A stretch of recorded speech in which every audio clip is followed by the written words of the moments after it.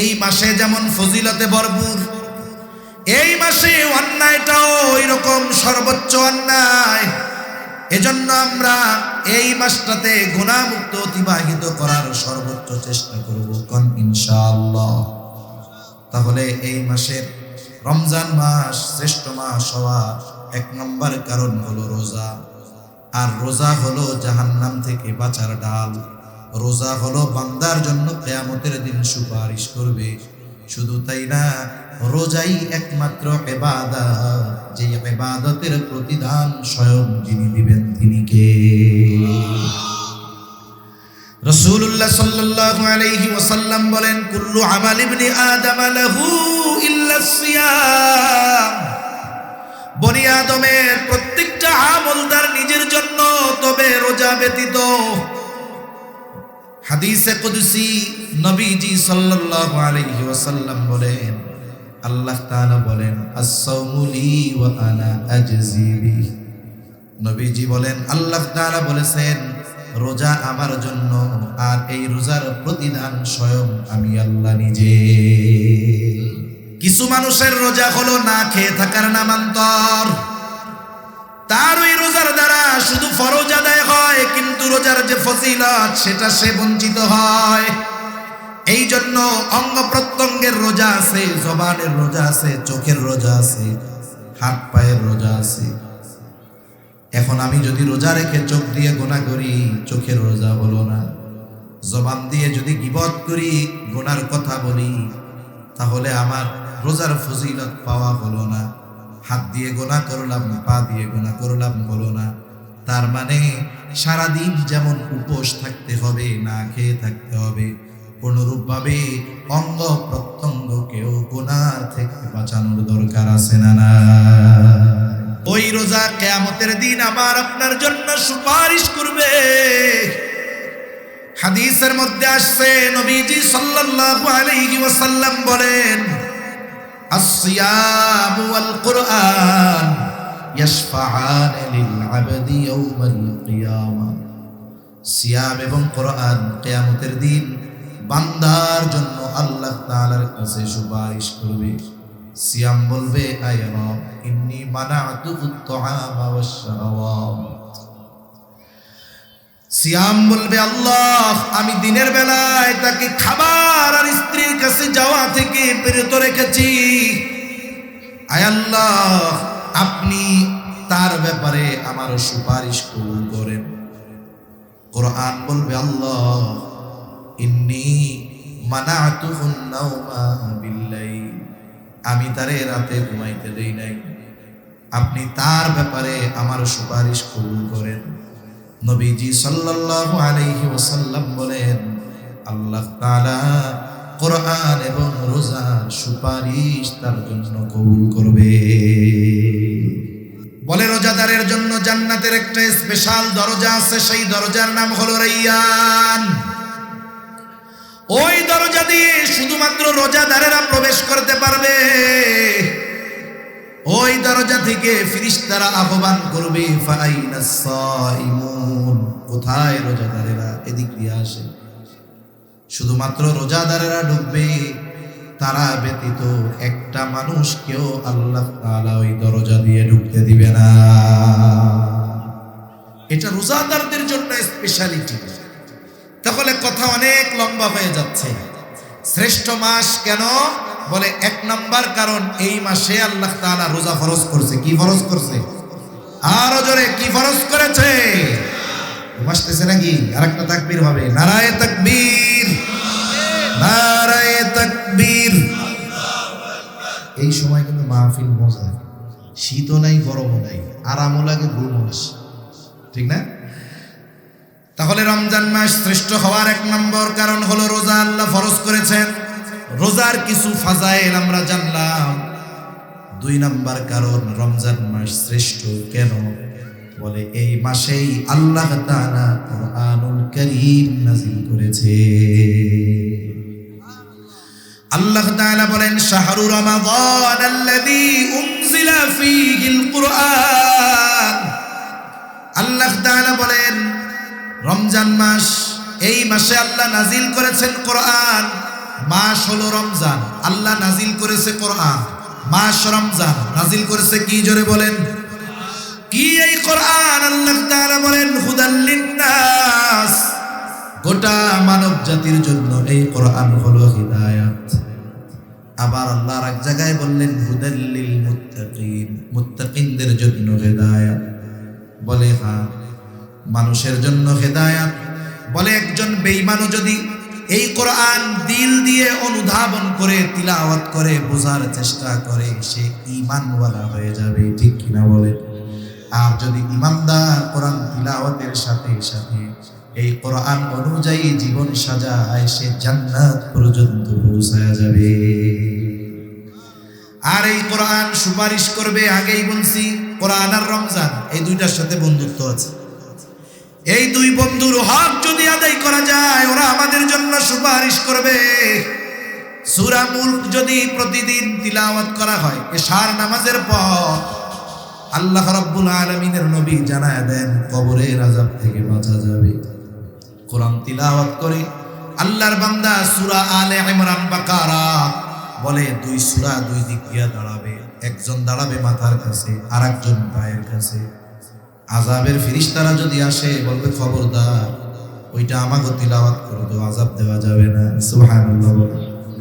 সূরা ওয়াকিয়া যদি তিলাওয়াত করে মাগরিবের পরে, বলে আল্লাহ তাআলা তাকে রিজিক সংকীর্ণতার মুখোমুখি করবে না। সুবহানাল্লাহ।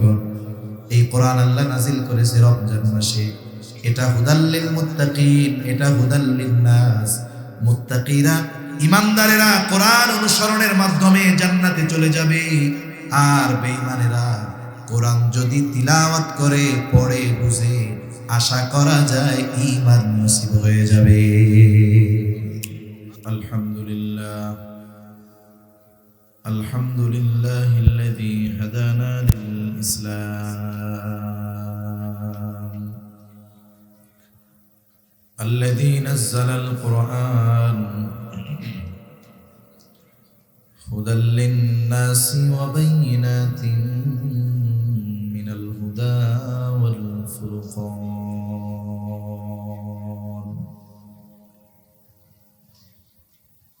ওয়া খালাকাল ইনসানা ওয়া কাররামাহু ওয়া 'আল্লামাহু মিনাল বায়ানি মা লাম ইয়া'লাম।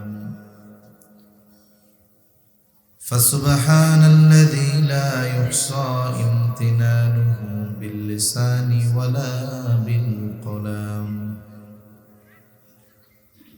ونشهد أن لا إله إلا الله وحده لا شريك له، ونشهد أن سيدنا وسندنا وحبيبنا وطبيبنا وأولانا ومولانا محمد صلى الله تعالى عليه وعلى آله وأصحابه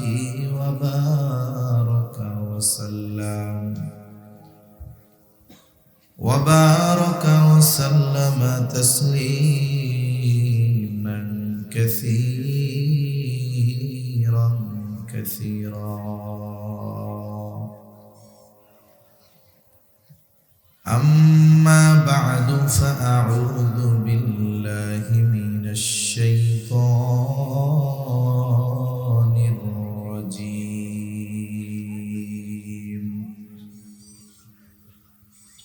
بسم الله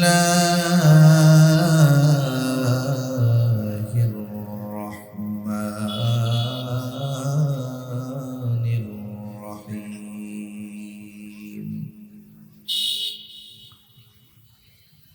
يا أيها الذين آمنوا كتب عليكم الصيام كما كتب على الذين من قبلكم لعلكم تتقون.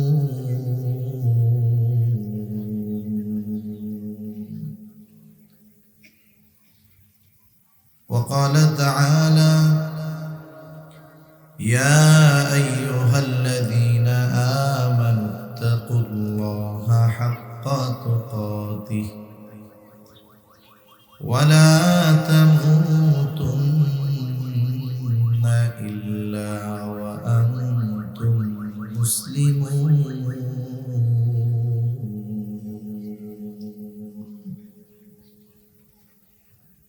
وقال رسول الله صلى الله عليه وسلم من صام رمضان إيمانا واحتسابا غفر له ما تقدم من ذنبه أو كما قال النبي صلى الله عليه وسلم صدق الله العلي العظيم وصدق رسوله النبي الكريم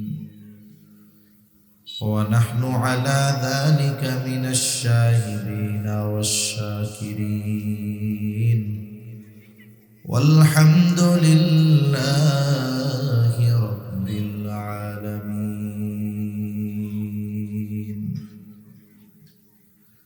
سبحانك لا علم لنا إلا ما علمتنا إنك أنت العليم الحكيم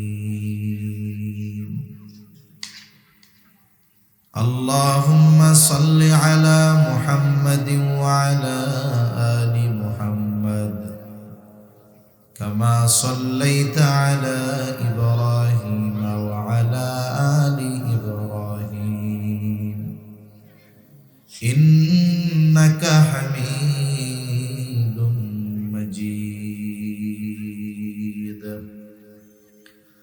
اللهم بارك على محمد وعلى آل محمد كما باركت على إبراهيم وعلى آل إبراهيم إنك حميد مجيد আল্লাহর মহব্বতে আমরা একটু জিকির করি লা ইলাহা ইল্লাল্লাহ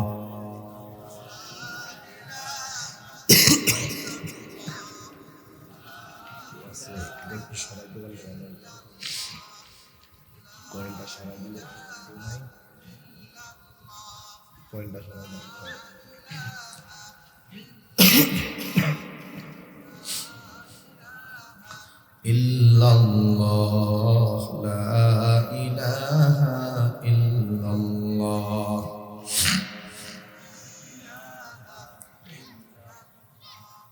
লা ইলাহা ইল্লাল্লাহ মুহাম্মাদুর রাসূলুল্লাহ সাল্লাল্লাহু আলাইহি ওয়াসাল্লাম আলহামদুলিল্লাহ ঐতিহ্যবাহী কক্সবাজার জেলার অন্তর্গত বৃহত্তর ইনানীর সেবামূলক সংগঠন কাফেলায়ে আসহাবে বদরের উদ্যোগে আয়োজিত নবম বার্ষিক ঐতিহাসিক তাফসীরুল কোরআন মাহফিল।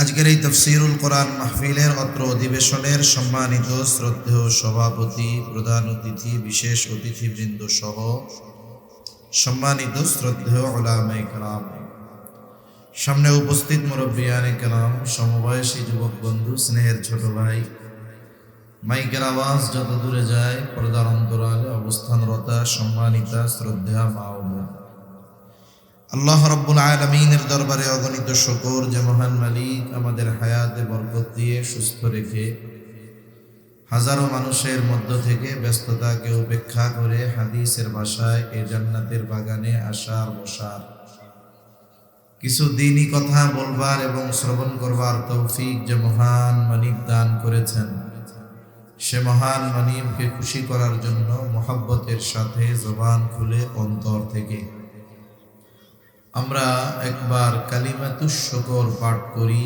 আলহামদুলিল্লাহ। অগণিত দুরূদ ও সালাম সাইয়্যিদুল আম্বিয়া, আশরাফুল আম্বিয়া, খাতামুল আম্বিয়া, ইমামুল মুরসালিন, রহমাতুল লিল আলামিন, মুহাম্মাদুর রাসূলুল্লাহ সাল্লাল্লাহু আলাইহি ওয়াসাল্লামের উপর। আমরা এখন আছি হাদিসের ভাষায় জান্নাতের বাগানে। কিসের বাগানে? জান্নাতের বাগানে।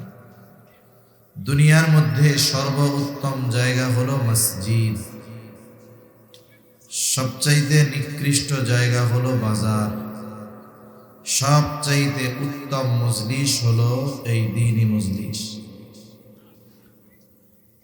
মজলিসের ব্যাপ্তি যদিও ছোট, আওয়াজ কিন্তু অনেক দূরে যায়, ঠিক না? হয়তো এই মজলিসের বাহিরে দাঁড়িয়ে শোনা যাবে, কিন্তু মজলিসে বসলে যে রহমত, এটা পাওয়া যাবে না। কেন? গ্লাস থেকে পানি উপচে পড়ে কখন?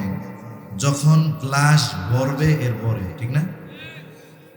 হাদিসের মধ্যে আসছে দ্বীনি মজলিসগুলার চারদিকে রহমতের ফেরেশতারা দাঁড়িয়ে থাকে, এবং এই মধ্যবর্তী জায়গায় যারা বসে থাকে এই দ্বীনি মজলিসে, জিকিরের মজলিসে, তাদের উপরে আল্লাহর রহমত বর্ষিত হতে থাকে। আমরা অনেকে চিন্তা করি মাইকের আওয়াজ তো আসতেছে, ওই দূরে বসে শুনলাম, অসুবিধা কি? শুনতেছি তো। আপনি শুনতেছেন ঠিক, কিন্তু এই মজলিসে বসলে যেই রহমত, সেটা থেকে বঞ্চিত হতে হচ্ছে। এই মজলিসে বসার দ্বারা সগীরা গুনাহ মাফ হওয়ার ঘোষণা আছে, সেটা থেকে বঞ্চিত হতে হচ্ছে।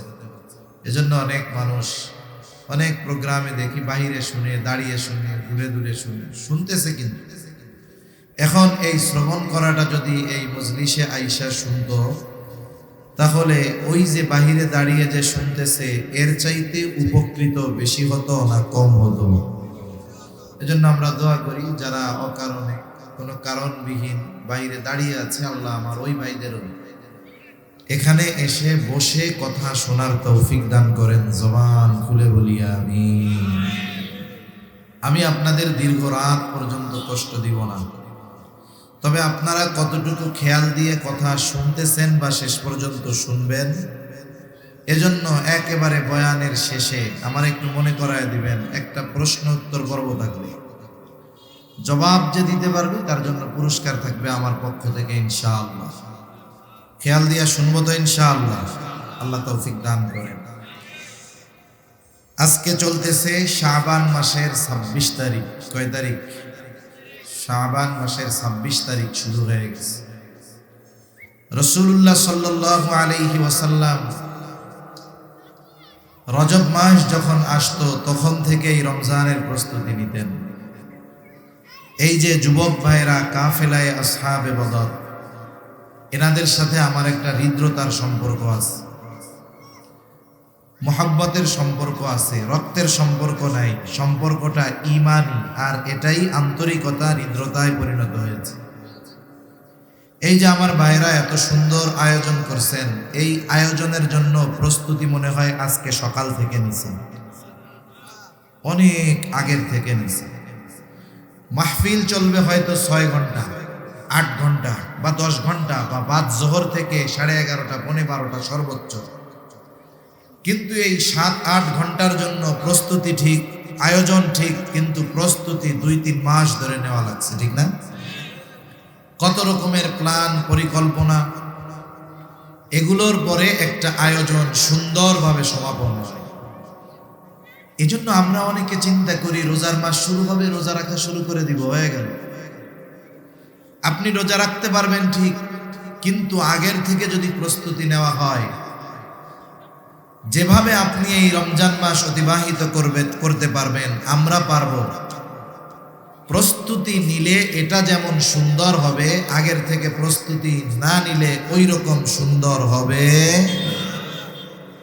এজন্য রজব মাস যখন আসতো আমার আপনার নবী তখন থেকেই রমজানের প্রস্তুতি শুরু করতেন। যে কোনো জিনিস সুন্দরভাবে সমাপনের জন্য শুধু আসবাব হলেই হয় না, আল্লাহর তৌফিক দরকার হয়, ঠিক কিনা বলেন?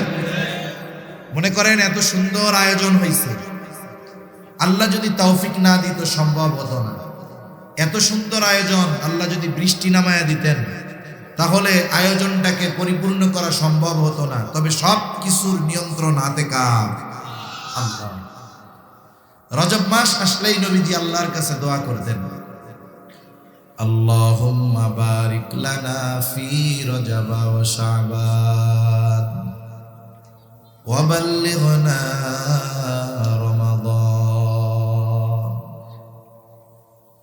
নবীজি সাল্লাল্লাহু আলাইহি ওয়াসাল্লাম যখনই রজব মাস আসতো নবীজি দোয়া করতেন, আল্লাহ আপনি আমাদেরকে রজব শাবানের বরকত দান করেন, রমজান পর্যন্ত আমাদের পৌঁছায়া দেন।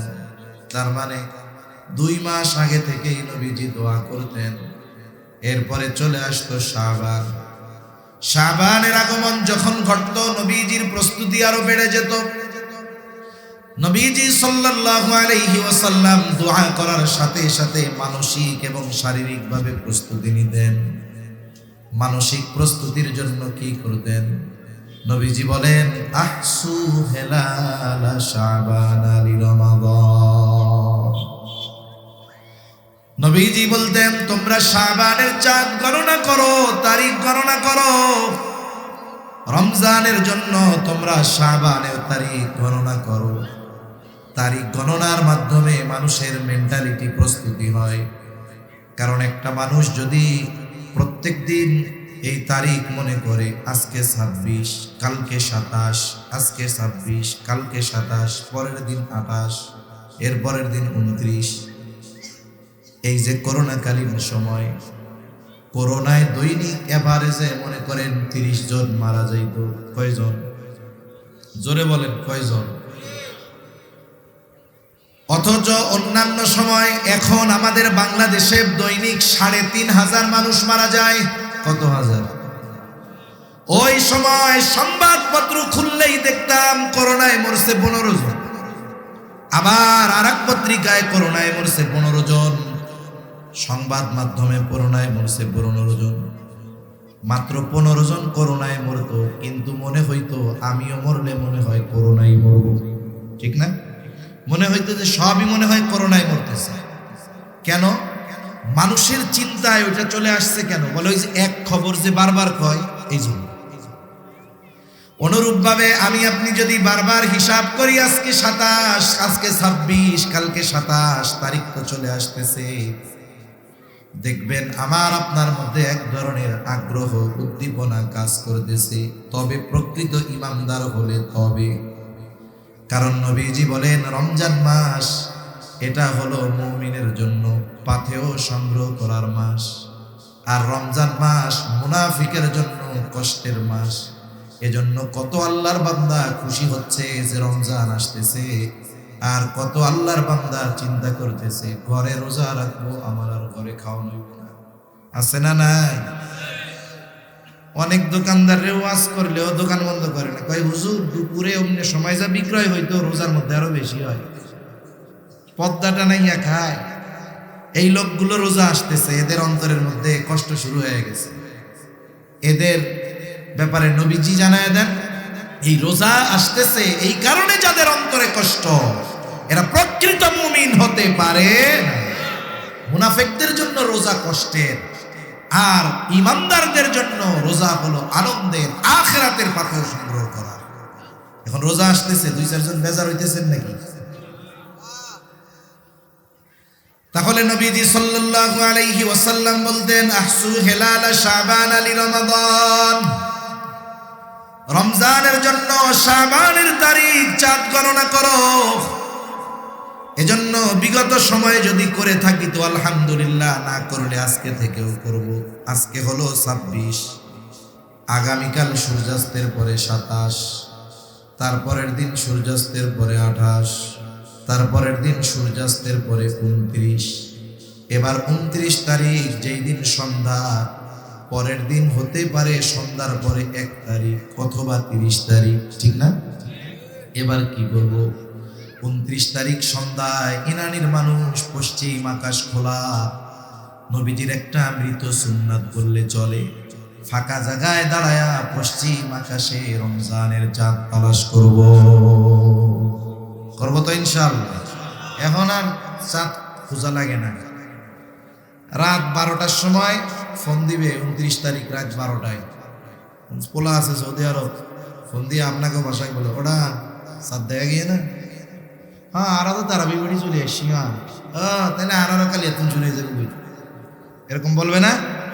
তার মানে সে নিশ্চিত যেহেতু আজকে সৌদি আরব দেখা গেছে, কালকে বাংলাদেশে দেখা না যাক আর যাক আর না যাক, কালিয়া বাংলাদেশে 1 তারিখ।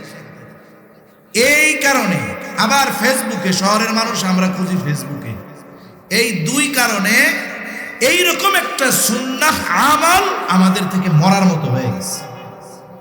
এজন্য আমরা 29 তারিখ সন্ধ্যায় পশ্চিম আকাশে চাঁদ তালাশ করব ইনশাআল্লাহ। করব তো ইনশাআল্লাহ, তৌফিক দান করো। ওই দিন দেখা না গেলে পরের দিন উঠবে নিশ্চিত, এরপরেও দেখতে যাবে, এটা নবীর সুন্নাহ। তাহলে চাঁদ গণনার মাধ্যমে মেন্টালিটি প্রস্তুতি নবীজি নিতেন, আর শারীরিক প্রস্তুতি নবীজির হতো রোজার মাধ্যমে। আবার এই শাবানের রোজা বড় ফজিলতময় রোজা। নবীজি সাল্লাল্লাহু আলাইহি ওয়াসাল্লামকে বলা হলো, রমজান মাস ব্যতীত আপনাকে, রমজান ছাড়া শাবান মাস ব্যতীত আপনাকে অন্য কোনো মাসে এত রোজা রাখতে দেখি নাই। তার মানে শাবান মাসে নবীজি রমজান ছাড়া সবচাইতে বেশি রোজা রাখতেন। নবীজি সাল্লাল্লাহু আলাইহি ওয়াসাল্লাম বলেন, শাবান মাস এমন একটা মাস, যেই মাস রজব আর রমজানের মধ্যবর্তী মাস। এই মাসটা হলো এমন এক মাস, এই মাসের ব্যাপারে অধিকাংশ মানুষ হলো উদাসীন। নবীজি বলেন, এই মাসে বান্দার আমল আল্লাহ তাআলার কাছে পেশ করা হয়। অন্যান্য সময় হলো সপ্তাহে 1 দিন, রজব মাসে প্রতিদিন। নবীজি সাল্লাল্লাহু আলাইহি ওয়াসাল্লাম বলেন, নবীজি সাল্লাল্লাহু আলাইহি ওয়াসাল্লাম বলেন, শাবান মাসে প্রত্যেক দিন বান্দার আমল আল্লাহ তাআলার কাছে পেশ করা হয়। এই জন্য আমি এটা পছন্দ করি যে আমার আমল আল্লাহর সামনে পেশ করা হবে, আর ওই অবস্থায় আমি থাকবো রোজাদার। এটা আমি পছন্দ করি। এজন্য নবীজি শাবান মাসে সবচেয়ে বেশি রোজা রাখতেন। তবে হাদিসের মধ্যে আসছে, নবীজি বলেন শেষ 2 বা 1-2 দিন রোজা রাখার ব্যাপারে নবীজি মানা করছে, যাতে করে শাবানের রোজা আর রমজানের রোজা মিশে না যায়। যারা রাখছে তো ভালো, যারা রাখে নাই এখনো 1-2 দিন রাখার সুযোগ আছে, রাখা যাইতে পারে। এতে কি হবে? রমজান মাস শুরু হইলে দেখবেন কিছু মানুষ সারা বছর রোজা রাখে না, কিন্তু আলহামদুলিল্লাহ রমজানে রাখে, আছে না নাই? কিন্তু এই রমজান মাসে গিয়া কি হয়, জোহরের নামাজের পরে মসজিদের মধ্যে শুইয়া পড়ে, গড়াগড়ি মারে, একবার এই পারে যায় মসজিদের, আর একবার ওই পারে যায়। এটা মনে হয় আপনাদের এলাকায় হয় না? এখন একজনে জিজ্ঞাসা করে, কি হয়েছে তোমার? বলে আমারে রোজায় ধরছে। রোজার কি হাত পাও আছে? কেমনে ধরলো? রোজায় ধরছে মানে সারা বছর তো এক অভ্যাসে জীবন চালাইছে, রোজার মাসে ব্যতিক্রম। এখন কি হয়, বলে এখন ওই রোজার মাসে ওই সময় তার কষ্ট হয় রোজা রাখতে। কারণ চিকিৎসা বিজ্ঞান বলে, মানুষ দৈনন্দিন যেই সময়ে আহার গ্রহণ করে ঠিক ওই সময়ে পাকস্থলী হা করে। আমাদের ক্ষুধা লাগার কারণ কি? আপনি সকাল 9টায় নাস্তা করছেন, জোহরের পরে দুপুরের খাবার খান, এশার পরে রাতের খাবার খান, দেখবেন ঠিক 2টার সময় খিদা লাগছে। ওই সময় যদি আপনি খানা না খান 3টা, 3:30, 4টা পর্যন্ত, আর দেখবেন খিদা নষ্ট হয়ে যায়, আর খিদা লাগে না, আর লাগে গিয়া ওই রাত 1টার সময়। কেন? পাকস্থলী কিছু সময় হা করে থাইকা বুঝে আজকে আর আমারে খাওয়ান দিব না, এবার মুখ বন্ধ করে তারপরে ক্ষুধাটা চলে যায়। সারা বছর এক অভ্যাস। রোজার মাসে সাহারির সময় খাওয়া হইল, মোটামুটি এটা দিয়া সকালবেলায় পাকস্থলীরে বোঝানো গেল, কিন্তু দুপুর 2টার সময় তো ও জোহরের পরে হা করে, খাওন তো দেওয়া হয় না। এখন 4, 5, 6 দিন এই জন্য শুরুতে মানুষের রোজা রাখতে কষ্ট হয়, রোজার সাথে অ্যাডজাস্ট হইতে কষ্ট হয়। 6-7 দিন যখন দুপুরে খাবার দেওয়া হয় না, পাকস্থলী মুখ বন্ধ করে বইয়া থাকে, ওই টাইমে আর খোলে না। ও বুঝে আমারে তাইলে এখন থেকে ওই সুবহে সাদিকের আগে আর মাগরিবের নামাজের পরে খাওয়ান দিবে, ঠিক এই দুই টাইমে খিদা লাগে। তাহলে রোজার মাস আগের থেকে যদি প্রস্তুতি নেওয়া হইতো, রোজা রাখতাম, তাহলে রমজানে আমার রোজাগুলো প্রাণবন্ততার সাথে রাখা সহজ হইতো। এজন্য নবীজি শাবান মাসে বেশি বেশি রোজা রাখতেন, যাতে করে আল্লাহর সামনে যখন আমল পেশ করা হয় তখন উনি রোজাদার অবস্থায় থাকেন। এই যে রমজান মাস, এটা হলো বছরের শ্রেষ্ঠ মাস। কি মাস? জোরে বলেন। আসমান জমিন সৃষ্টির শুরু থেকে নিয়েই আল্লাহ তাআলা 12টা মাস নির্ধারণ করেছেন। এর মধ্যে 4টি মাস হলো হারাম মাস, সম্মানিত মাস। আল্লাহ তাআলা কোরআনুল কারীমের মধ্যে বলেন, ইন্না ইদ্দাতাশ শুহুরি ইনদাল্লাহি 12 শাহরান ফি কিতাবিল্লাহি ইয়াওমা খালাকাস সামাওয়াতি ওয়াল আরদা মিনহা আরবাআতুন হুরুম যালিকাদ দীনুল কাইয়্যিম। আল্লাহ জানায় দেন, আসমান জমিন সৃষ্টি থেকে নিয়েই হলো মাস 12টা। এর মধ্যে 4টি মাস সম্মানিত মাস। কয়টা মাস? জোরে বলেন। 3টি মাস ধারাবাহিক, 1টি মাস আলাদা। 3টি মাস জিলকাদ, জিলহাজ, মুহররম, আরেকটা হলো রজব। জিলকাদ, জিলহাজ, মুহররম, রজব, এই 4টি মাস হলো সম্মানিত মাস। এই 4টি মাসকে সম্মানিত মাস হিসাবে অভিহিত যিনি করেছেন তিনি কে? রমজান মাসের কথা কিন্তু নাই। কেন নাই? বলে রমজান তো শুধু সম্মানিত নয়, এটা হলো বছরের শ্রেষ্ঠ মাস। আমরা হলাম শ্রেষ্ঠ উম্মত। আমরা কি উম্মত? জোরে বলেন। আমরা হলাম শ্রেষ্ঠ উম্মত। কুনতুম খায়রা উম্মাহ উখরিজাত লিন-নাস তা'মুরুনা বিল মা'রুফ ওয়া তানহাউনা আনিল মুনকার। যাই হোক, আমরা শ্রেষ্ঠ উম্মত। আল্লাহ তাআলা আমাদেরকেও গুরুত্বপূর্ণ 5টি শ্রেষ্ঠ জিনিস দান করেছে। কয়টি শ্রেষ্ঠ জিনিস? 5টি। ঘুমাসতেছে নাকি? তাকবীর দেই, নারায়ে তাকবীর। আওয়াজ হয় নাই, এই আওয়াজে চলবে না। নারায়ে তাকবীর। এই তো মাশাআল্লাহ, মোটামুটি হইছে।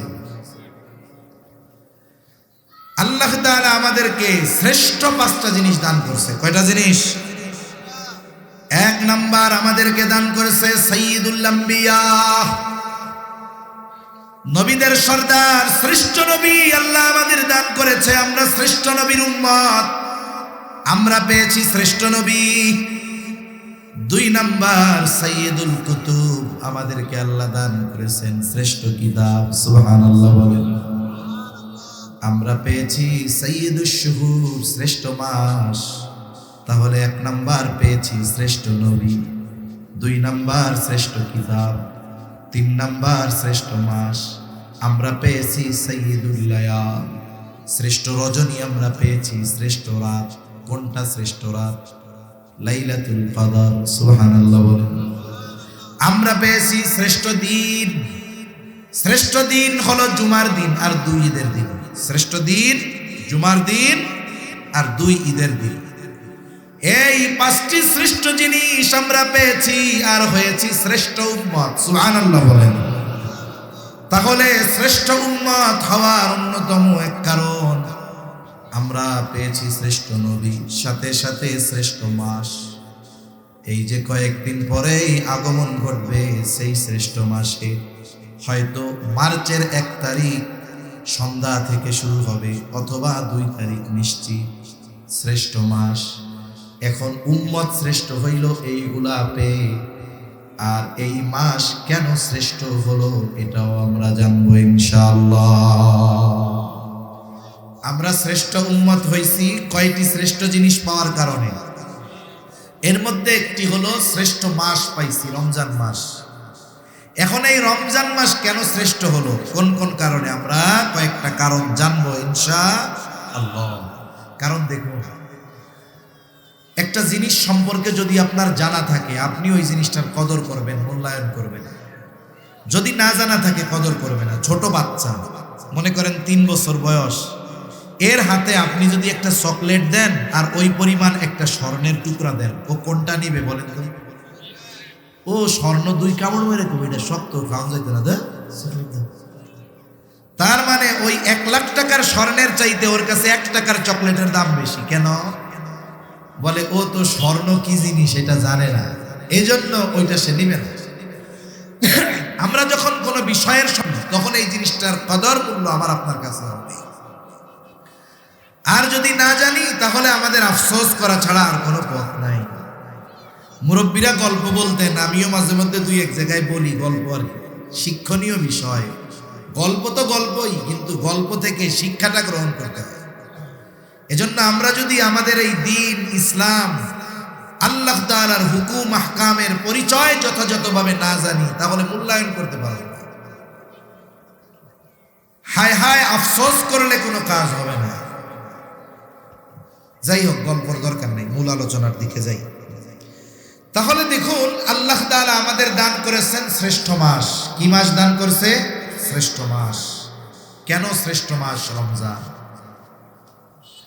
1 নম্বর শ্রেষ্ঠত্বের কারণ, আল্লাহ তাআলা এই মাসে রোজা ফরজ করেছে। কি ফরজ করেছে জোরে বলেন? আল্লাহ রাব্বুল আলামিন এই মাসে রোজা ফরজ করেছে। আল্লাহ তাআলা বলেন, শাহরু রমাদানাল্লাযী উনজিলা ফীহিল কুরআন হুদাল লিন-নাসি ওয়া বায়িনাতিন মিনাল হুদা ওয়াল ফুরকান ফামান শাহিদা মিনকুমুশ শাহরা ফালইয়াসুম। আল্লাহ তাআলা জানায় দেন, শাহরু রমাদান, রমজান মাস, এই মাসে আল্লাহ কোরআন নাযিল করেছেন। কোরআন হলো সত্য মিথ্যার মধ্যে পার্থক্যকারী, মানুষের জন্য হেদায়েত। আল্লাহ তাআলা বলেন, যে এই মাস পাবে সে যেন এই মাসে রোজা রাখে। ফামান শাহিদা মিনকুমুশ শাহরা ফালইয়াসুম। আল্লাহ তাআলা বলেন, যে এই রমজান মাস পাবে সে যেন রোজা রাখে। কে রোজা রাখবে? বলে বালেগ হয়েছে, যে নারী হোক পুরুষ হোক, প্রাপ্তা বয়স্কা যে রোজা রাখবে। দ্বীনের খাতিরে কিছু কথা না বললেই নয়। আপনাদের এই ইরানি রোড থেকে যখন বাক নিয়ে আপনাদের রোডে ঢোকা হয়, ওই জায়গায় একটা হোটেল হইতেছে, কি জানি নাম, ওই যে কোনায়, হ্যাঁ, ড্রিম হলিডে। ওর সামনে একটা ব্যানার লাগানো আছে, লেখা 18 বছরের আগে সবাই শিশু। পড়ছেন কে কে? কে কে পড়ছেন? একটু হাত উঁচা করেন তো। দেখছেন ওই জায়গায় যে বোর্ড লাগানো আছে? আচ্ছা, তার মানে আপনারা আমার মতো পচা লোক, আপনারা আল্লাহর বান্দা, নিচের দিকে তাকাইয়া চলেন, বোঝা গেছে। আর আমি মনে হয় ডাইনে বামে এরকম তাকাই, এর লেগে আমার চোখে পড়ছে এটা। আমি ছবিও একটা তুলে নিছি মোবাইল, কারণ এটা নিয়ে আমার একটা লেখা দিতে হবে। 18 বছরের আগে সবাই শিশু। ইসলাম কি এই কথা বলে? যদি বলেন ইসলাম এটা বলে। এটা বলার দ্বারা কি হলো? রাষ্ট্রীয়ভাবে কিশোর গ্যাংয়ের অবৈধ কর্মকাণ্ডকে বৈধতা দেওয়া হয়ে গেল। আপনি খোঁজ নেন আশেপাশে যত অকারেন্স করে, এগুলো সব 18 বছরের পর। কেরানীগঞ্জে পিস্তল ঢাকায় দিনের বেলা ব্যাংক ডাকাতি করছে, 15-16 বছর বয়স, শাস্তি নাই কেন? এগুলা শিশু। ফালতুমি বাদ দেন মিয়া। ইসলাম বলে প্রাপ্তবয়স্ক হওয়ার সর্বশেষ সময়সীমা চন্দ্রমাস হিসাবে 15 বছর। আহাদ্দুল বুলুগ, বালেগ হওয়ার সর্বশেষ সময়সীমা কত বছর? জোরে বলেন কত বছর? 15 বছর। এটা ইংরেজি হিসাবে নয়, আরবি হিসাবে। তাহলে কয় মাস হয় ইংরেজি হিসাবে? 14 বছর 7 মাস। 14 বছর 7 মাস হওয়ার পরে কোনো ছেলে অথবা মেয়েকে শিশু বলার সুযোগ নেই। এর আগেও হতে পারে। চিকিৎসা বিজ্ঞান বলে এখন 10 বছর বয়সে ছেলে বালেগ হতে পারে। একটা মেয়ের যখন প্রতি মাসে তার কিছু অসুস্থতা আল্লাহ প্রদত্ত ভাবে হয়, 3 থেকে 10 দিনই অসুস্থতা থাকে। এটা যখন শুরু হয় তখন থেকে ওই মেয়ে প্রাপ্তবয়স্কা। এটা ইসলামের আইন মানতে হবে। হতে পারে, হ্যাঁ ঠিক আছে, যদি শারীরিক গঠন এগুলোর কারণে অসুস্থতাজনিত কারণে বিবাহ পরে দেওয়া হচ্ছে, সেটা ভিন্ন বিষয়। কারণ ফুড পয়জনিং এর কারণে একটা কম বয়সী মেয়ে সে যদি সন্তান ধারণ করে তার অসুস্থতা হতে পারে, এটা আমাদের খাদ্যে ভেজালের কারণে।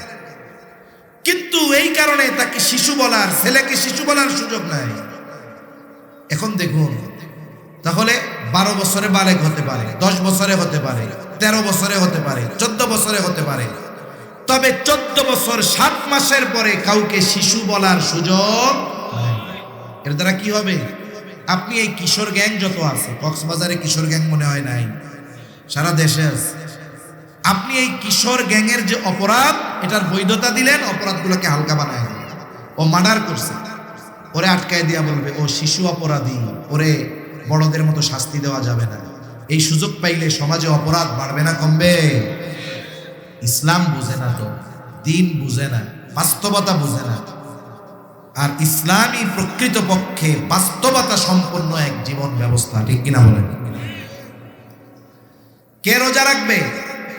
বলে যার 14 বছর 7 মাস হয়ে গেছে, এর রোজা না রাখাও পায় নাই, এর আগেও হতে পারে। বালেগ হওয়ার যত আলামত আছে এগুলো যদি তার মধ্যে পাওয়া যায়, সে প্রাপ্তবয়স্ক বয়স্কা, তার জন্য রোজা রাখতে হবে।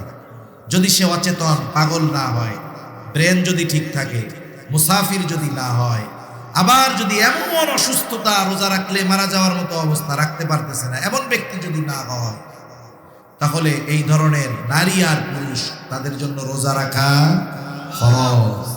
কিন্তু অনেক বাপ ছেলের 15 বছর 14 বছর এর রোজা রাখতে দিবে না, অথচ সে প্রাপ্তবয়স্কা হয়ে গেছে। ও ভাই, ঘরের মধ্যে যদি ছেলে মেয়ে থাকতো, আগুন যদি লাইগা যাইতো, আপনি কি চিন্তা করতেন আমার কোলা মাইয়া ঘুমাইতেছে, থাক, ডাকার দরকার নাই, আগুন জ্বলে জ্বলুক? রাখতেন কি? নিজে আগুনে পুড়ে ওদেরকে বের করতেন। আপনি যে তাকে নামাজ পড়ান না, আপনি যে তাকে রোজা রাখতে দেন না, কেমন যেন আপনি স্বহস্তে নিজের হাতে সন্তানকে জাহান্নামে নিক্ষেপ করতেছেন। এজন্য আমরা আমাদের সন্তানদের রোজায় অভ্যস্ত করবো। এখন তো ঠান্ডার সময় আস্তে আস্তে আসতেছে, যার ফরজ হয় নাই আপনি তারেও বলেন তুমি রাখো, যতক্ষণ পারবা তুমি রাখো, তুমি না পারবা যখন ভেঙে ফেলবে, এতে সে অভ্যস্ত হবে, রোজার সাথে আগ্রহী হবে। তাহলে বলতেছিলাম, এই মাস যেভাবে সে রোজা রাখবে, এই মাসে অন্যতম এক ফরজ বিধান হলো রোজা। তবে এই মাসেরও কিছু ফাজাইল আছে, এই মাসেরও কিছু আলাদা তাৎপর্য আছে। অন্যতম এক তাৎপর্য যে আল্লাহ রাব্বুল আলামিন এই মাসকে বরকতময় মাস করেছেন, আর আল্লাহ তাআলা এই মাসেই আমাদের জন্য ইসলামের অন্যতম বুনিয়াদ রোজাকে আল্লাহ ফরজ করেছে। ইসলামের ভিত্তি হলো 5টা। কয়টা? জোরে কোন?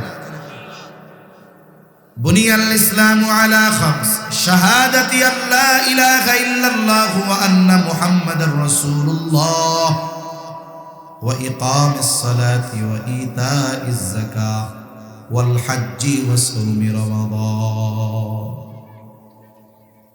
রমজানের রোজা এটা ইসলামের অন্যতম এক ভিত্তি, এটা ফরজ।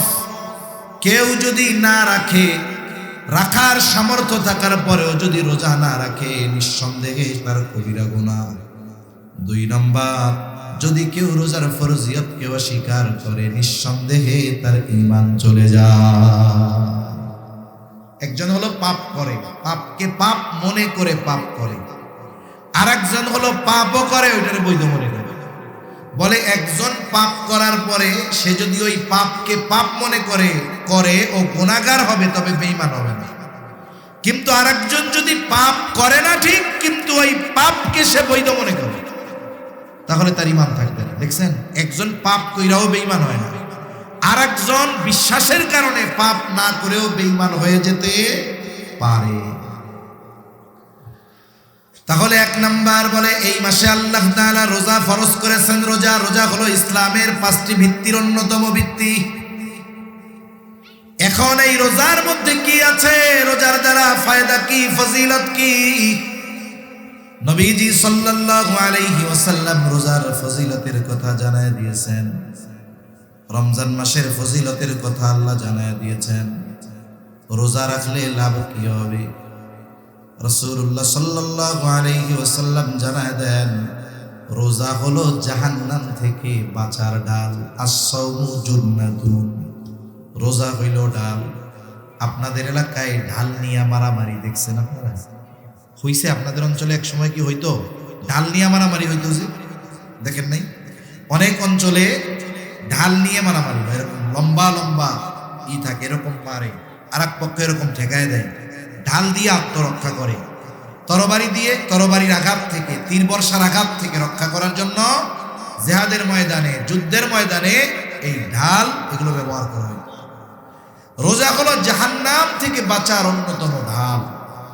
এখন বলেন তো, এই ঢাল যদি কাগজের হয় আর আগুনের কাছে যদি নেওয়া হয়, ওই ঢাল কি টিকবে? ওটা নিজেও পুড়বে, আমারও পুড়বে। এজন্য রোজাটা রোজার মতো হওয়া দরকার। হাদিসের মধ্যে রোজার যত ফজিলতের কথা আছে, এই ফজিলতগুলো যদি অর্জন করতে হয়, অবশ্যই রোজাটা হতে হবে গুনাহমুক্ত রোজা।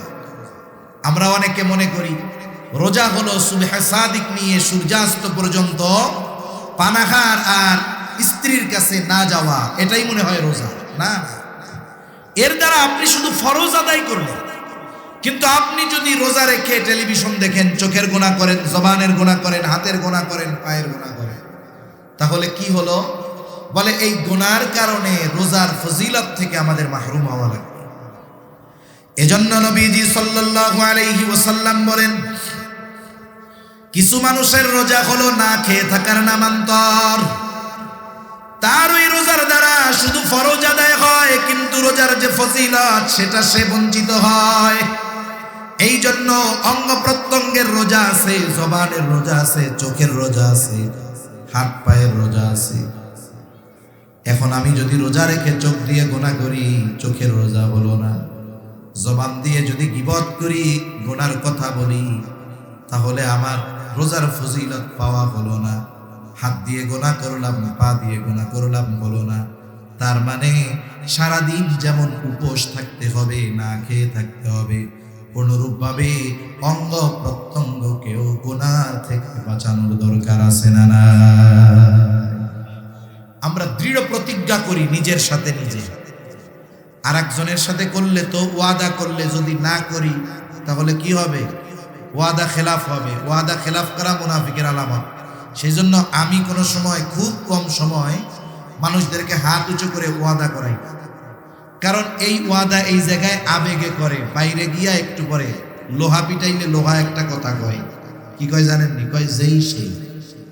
আপনি এখানে আমার সাথে ওয়াদা করলেন, আপনি যদি বাইরে গিয়ে ওই কাজটা করেন তাহলে ওয়াদা খেলাফকারী হতে হবে। এজন্য আমি বলি, আপনি নিজের সাথে নিজে ওয়াদা করেন যে আমার নফসকে আমি জিততে দিব না, শয়তানকে জিততে দিব না। আমাদের এবারের রোজা হবে গুনাহমুক্ত রোজা। করেন ইনশাআল্লাহ। আল্লাহ তৌফিক দান করেন বলি আমিন। আমার মা বোনদেরও খেয়াল করতে হবে, রোজার মাসে বিয়ান্নে রান্না নাই, দুপুরে রান্না নাই। এখন 3 মহিলা 3 বোন এক জায়গায় হয়েছে। এবার বৈশা মাত শুরু, গল্প শুরু হবে। আস্তে আস্তে ওই গল্পটা গীবতের মজলিসে পরিণত হয়ে যাবে, ঠিক কি না? এজন্য আমরা রোজার মাস চেষ্টা করব আমলে কাটানোর জন্য, প্রত্যেকটা অঙ্গ প্রত্যঙ্গের গুনাহ থেকে বাঁচার জন্য। দেখুন হাদিসের মধ্যে আসছে, জেনা শুধু একজন নারী পুরুষ গোপনে মিলিত হওয়া এটা নয়, এটাও তো জেনা। তবে নবীজি জানায় দেন, চোখের জেনা দেখা, হাতের জেনা ধরা, জবানের জেনা বলা, পায়ের জেনা চলা। তার মানে প্রত্যেকটা অঙ্গ প্রত্যঙ্গের আলাদা আলাদা পাপ আছে। তাহলে না খেয়ে থাকা যেমন রোজা, অনুরূপভাবে গুনাহমুক্ত রোজা যদি অতিবাহিত হয়, ওই রোজা আমার আপনার জাহান্নাম থেকে বাঁচার ঢাল হয়ে যাবে। ওই রোজা কিয়ামতের দিন আমার আপনার জন্য সুপারিশ করবে। হাদিসের মধ্যে আসছে, নবীজি সাল্লাল্লাহু আলাইহি ওয়াসাল্লাম বলেন, as-siyam wal Qur'an yashfa'an lil 'abdi yawm al-qiyamah। সিয়াম এবং কোরআন কিয়ামতের দিন বান্দার জন্য আল্লাহ তাআলার কাছে সুপারিশ করবে। সিয়াম বলবে আয় রব ইন্নী মানাতুহু আত-তাআমা ওয়াশ-শাহাওয়াত। সিয়াম বলবে আল্লাহ আমি দিনের বেলায় তাকে খাবার আর স্ত্রীর কাছে যাওয়া থেকে বিরত রেখেছি, আয় আল্লাহ আপনি তার ব্যাপারে আমার সুপারিশ কবুল করেন। কোরআন বলবে আল্লাহ ইন্নী মানাতুহুন নাওমা বিল্লাইল, আমি তারে রাতে ঘুমাইতে দেই নাই, আপনি তার ব্যাপারে আমার সুপারিশ কবুল করেন। নবীজি সাল্লাল্লাহু আলাইহি ওয়াসাল্লাম বলেন আল্লাহ তাআলা কোরআন এবং রোজার সুপারিশ তার জন্য কবুল করবে। রোজা রেখে গুনাহ করলে ওই রোজা সুপারিশ করবে? ওটা তো দুর্বল রোজা, ও তো পঙ্গু রোজা, আরো অভিশাপ দিবে যে আমাদের রেখে গুনাহ করছে। এজন্য আমরা চাই রোজা আমাদের জন্য যেন সুপারিশ করে। এজন্য গুনাহমুক্ত রোজা রাখবো তো ইনশাআল্লাহ। ওয়াদা নিজের সাথে নিজে ওয়াদা দিতে, এইবারের রোজা হবে গুনাহমুক্ত রোজা। ফেসবুক, মোবাইল, ইউটিউব সব বাদ, আল্লাহর জন্য এই একটা মাস আমরা সময় দিব। এই মাসে নবীজি যেমন ফজিলতের কথা বলছে, এই মাসে অন্যায় করাও ওই রকম বড় অন্যায়। এখন বলতে পারেন হুজুর এমনি সময় অন্যায় যেমন, এই সময় তো তেমন হবে। আচ্ছা একটা উদাহরণ দেই। মনে করেন একজন একটা পাপ এই রাস্তায় করছে, খোলা জায়গায়, কথার কথা, ওই পাপটা যদি মসজিদের মধ্যে করে, একই পাপ স্থান পরিবর্তনের কারণে আপনি কবেন কত বড় জালেমের জালেম, পাপ করছে করছে বাইরে করলো এক ব্যাপার, আল্লাহর ঘরের মধ্যে পাপ করছে, এটা ছাড় দেওয়া যাবে না। তার মানে একই পাপ, শুধুমাত্র স্থান পরিবর্তনের কারণে ওই পাপটাকে আমরা কত গুরুত্ব দেই, যেটা জঘন্য কাজ করেছে। অনুরূপভাবে সময়ের কারণে তো বান্দার ইবাদতের দাম বাড়ে, স্থানের কারণে ইবাদতের দাম বাড়ে। বাড়ে কি বাড়ে না? আমরা এশার নামাজ পড়ছি আজকে কক্সবাজারে, এই এশার নামাজ যদি মসজিদুল আকসায় পড়তাম, কক্সবাজার পড়ে ইনানিতে পড়ে যেই সওয়াব পাওয়া গেছে তার কমপক্ষে 10 গুণ সওয়াব আল্লাহ তাআলা মসজিদুল 250 গুণ সওয়াব আল্লাহ তাআলা মসজিদে আকসায় কমপক্ষে 250 গুণ বাড়ায়া দিতেন। আবার যদি এই নামাজটা মসজিদুল নববীতে আদায় করতে পারতাম, বলে কমপক্ষে 1000 গুণ সওয়াব আল্লাহ বাড়ায়া দিতেন। একই এশার নামাজ যদি আমি আপনি বাইতুল্লাহ আদায় করতে পারতাম, কমপক্ষে 1,00,000 গুণ সওয়াব বাড়ায়া দিতেন কে? এই যে ইবাদতের প্রতিদান, গুরুত্ব, দাম বাড়ছে স্থানের কারণে। কিসের কারণে? স্থানের কারণে। সময়ের কারণে ইবাদতের দাম বাড়ে। এমনি সময় আর লাইলাতুল কদর, ওই রাতের ইবাদত আর সাধারণ রাতের ইবাদত এক নাকি? তাহলে মনে রাখতে হবে এই মাসে যেমন ফজিলতে ভরপুর, এই মাসে অন্যায়টাও ওই রকম সর্বোচ্চ অন্যায়। এজন্য আমরা এই মাসটাতে গুনাহমুক্ত অতিবাহিত করার সর্বোচ্চ চেষ্টা করব কোন ইনশাআল্লাহ। তাহলে এই মাসের রমজান মাস শ্রেষ্ঠ মাস হওয়ার 1 নম্বর কারণ হলো রোজা। আর রোজা হলো জাহান্নাম থেকে বাঁচার ডাল। রোজা হলো বান্দার জন্য কিয়ামতের দিন সুপারিশ করবে। শুধু তাই না, রোজাই একমাত্র ইবাদত, যে ইবাদতের প্রতিদান স্বয়ং যিনি দিবেন তিনি কে? রাসূলুল্লাহ সাল্লাল্লাহু আলাইহি ওয়াসাল্লাম বলেন, কুল্লু আমাল ইবনি আদম লাহু ইল্লা সিয়াম। বনি আদমের প্রত্যেকটা আমল তার নিজের জন্য, তবে রোজা ব্যতীত। হাদিসে কুদসি নবীজি সাল্লাল্লাহু আলাইহি ওয়াসাল্লাম বলেন, আল্লাহ তাআলা বলেন, আস-সাওমু লি ওয়া আনা আজজি বিহি। নবীজি বলেন, আল্লাহ তাআলা বলেছেন রোজা আমার জন্য, আর এই রোজার প্রতিদান স্বয়ং আমি আল্লাহ নিজে। স্বয়ং প্রতিদান আল্লাহ নিজে, আল্লাহ নিজে দিবেন। এখানে একটা গল্প মনে পড়ছে, বলি দেখেন। এক রাজার 4 বউ। কয় বউ? জোরে কন, কয়টা? কারো আসেনি 4 জন? নাই কারো? আছে? আলহামদুলিল্লাহ। এই না করতে পারলেও এটার সমর্থন দিতে হবে।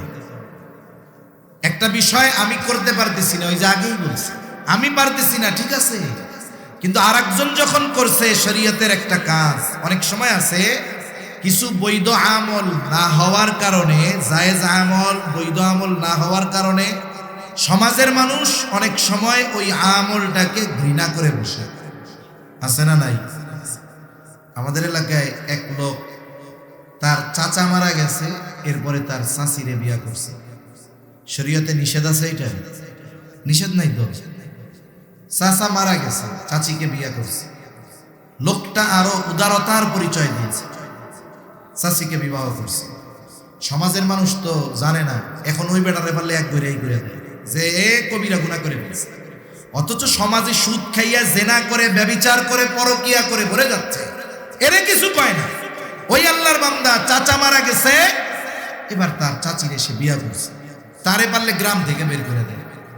এরপরে ওলামায়ে গ্রাম মানুষকে বুঝাইছে যে আসলে বিষয়টা উনি যা করছে, তাহলে চিন্তা করেন এই কাজটা হালাল কাজ, সমাজের মানুষ মনে করতো খারাপ কাজ, ঠিক না? উনি করছে। এখন এটাকে মানুষ যে ঘৃণা করতো, মানুষের অ্যাটিটিউড, আচরণ দেখে বোঝা গেল যে তারা এটারে পছন্দ করে না, উল্টা মনে হয় এই হালাল কাজটারে হারাম মনে করে। তা কি হয়েছে? এই যে লোকটা করছে, যে করার কারণে সমাজের মানুষের ভুল দূর হয়েছে কি হয় নাই? মানুষ বুঝতে পারছে যে না, লোকটা শরীয়ত বহির্ভূত কোনো কাজ করে নাই, হারাম কাজ করে নাই, হালাল কাজ করছে। এজন্য ভাই, আপনি আমি একটার বেশি করতে পারি নাই, এটা ভিন্ন কথা, কিন্তু যারা চারটা করছে, করতেছে, বা আল্লাহ করার তৌফিক দিছে, করছে, এদেরকে বাহবা দেওয়া দরকার, এলাকার থেকে পুরস্কার দেওয়া দরকার। যেমন একটা কর্ম যেটা সমাজ জেনার বিরুদ্ধে বলে না, পরকীয়ার বিরুদ্ধে বলে না, কিন্তু একজন যদি একাধিক স্ত্রী গ্রহণ করে, বিবাহ করে, তারে সমাজের মানুষ পারলে ধুইয়া যায়, এটা খুব মন্দ এবং গর্হিত একটি কাজ।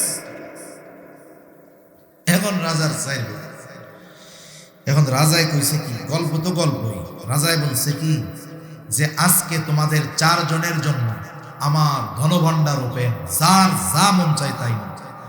একজন কয় আমার হলো স্বর্ণের ভাণ্ডার, আর একজন কয় আমার হইল রূপার ভাণ্ডার, আর একজন কয় আমার হলো হীরার ভাণ্ডার। এখন আর একজন কোনো কিছুর কাছে না গিয়ে রাজার পাশে এরকম খাড়ায় গেছে, কি রে তুমি যাও না কেন? ওরা তো সব নিয়ে গেল, আমার কিছু লাগবে না, আমার আপনারে লাগবে। আমার কারে লাগবে? আপনাকে লাগবে। ইমাম গাজ্জালী রাহমাতুল্লাহি আলাইহি বলেন, মান লাহুল মাওলা ফালাহুল কুল, বলে আল্লাহ যার হয়ে যায়, কুল কায়নাত তার হয়ে যায়, ঠিক কিনা বলেন? আর আল্লাহ বলেন আস-সাওমু লি ওয়া আনা আজজি বিহি, বলে বান্দা রোজা আমার জন্য রাখে, আর এই রোজার প্রতিদান স্বয়ং আমি আল্লাহ নিজে। এখন কোন গুনাহ কইরা যদি সে রোজা রাখে, এই রোজা তো আল্লাহ তাআলার জন্য হবে না, তাহলে এই রোজার প্রতিদান আল্লাহকে পাওয়া যাবে না। এজন্য রোজা রাখতে হবে, গুনাহ মুক্ত রোজা। আবার দেখেন রোজাদার আল্লাহ তাআলার কাছে কত প্রিয়। একটা মানুষ যখন দীর্ঘ সময় না খেয়ে থাকে, পাকস্থলীতে খানা পড়ে না, পানি পড়ে না, এই কারণে তার জবানের মধ্যে কিছু গন্ধ হয়। যেমন আপনি যদি একটা ঘর পরিষ্কার পরিচ্ছন্ন করে আটকায়া রাইখা চলে যান, অনেক সময় সফরের সুবাদে আমরা রেস্টুরেন্টে উঠি, হোটেলে উঠি, পরিষ্কার পরিচ্ছন্ন করে রাখছে, কোনো ময়লা নেই, কিন্তু রুমে যখন ঢোকা হয় একটা গন্ধ লাগে, কি লাগে না? এটা কেন? বলে ওইখানে কেউ বসতি করে না, থাকে না, খালি ঘর, এজন্য একটা গন্ধ হয়। রোজাদার যখন দীর্ঘ সময় অনাহারে থাকে, বলে ওই পাকস্থলী শুকনা থাকে, এই জন্য একটা গন্ধ আসে মুখ দিয়া। মেসওয়াক না করার গন্ধ না, কারণ মেসওয়াক না করার গন্ধ ভিন্ন, আর পাকস্থলী থেকে আসা ওই গন্ধটা ভিন্ন। এটা শুধুমাত্র রোজার জন্য হয়। এজন্য রোজা রেখে মিসওয়াক করতে কোনো অসুবিধা নাই, তবে পেস্ট দিয়ে ব্রাশ করা এটা মাকরুহ কাজ হতে পারে, স্বাদ গলার মধ্যে চলে যাবে, রোজা নষ্ট হয়ে যাবে। এখন বলেন তো, আল্লাহ তাআলার কাছে রোজাদারের মুখের গন্ধটা আল্লাহর কাছে প্রিয়। এখন যদি ওই রোজাদার রোজা রেখে গীবত করে, গীবত, তার মুখ দিয়ে রোজার রাখার গন্ধ বের হবে না, বরং তার মুখ দিয়ে মরা ভাইয়ের গোশত খাওয়ার গন্ধ বের হবে। নবীজি বলেন লাখুলুফু ফামিস সাইমি আতয়াবু ইনদাল্লাহি তাআলা মিন রিহিল মিস্ক। নবীজি সাল্লাল্লাহু আলাইহি ওয়াসাল্লাম বলেন, এই যে রোজাদার রোজা রাখার কারণে তার জবান দিয়ে গাল দিয়ে যে গন্ধ বের হয়, এটা আল্লাহ তাআলার কাছে মেশক আম্বরের গন্ধের চাইতেও বেশি প্রিয়। এখন আমার মুখের এই গন্ধ আল্লাহর কাছে প্রিয় হবে কখন? যখন আমার জবানটা গুনাহমুক্ত থাকবে। তা না হলে আমি যদি গুনাহ করি, কিবত করি, মরা ভাইয়ের গোশত আমার দাঁতের ফাঁকে ফাঁকে লেগে থাকবে।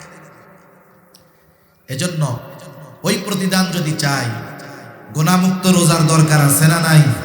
জোরে বলেন আছে না নাই?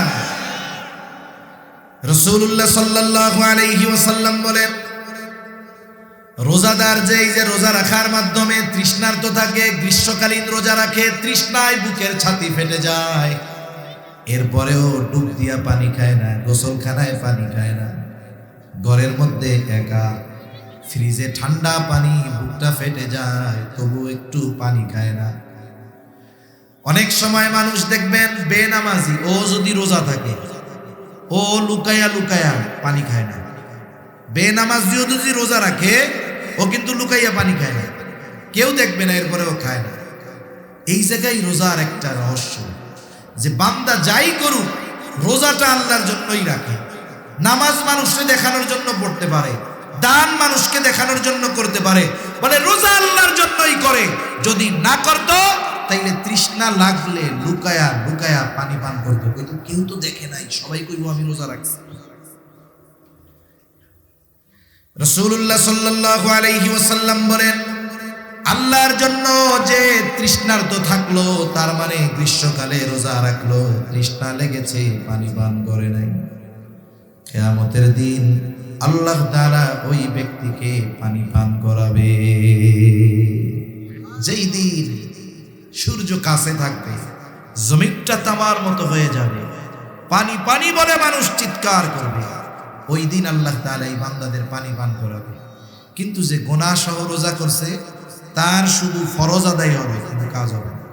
একজন পরীক্ষা দিছে, কয়েকজন পরীক্ষা দিছে, ম্যাট্রিক পরীক্ষার রেজাল্ট দিছে।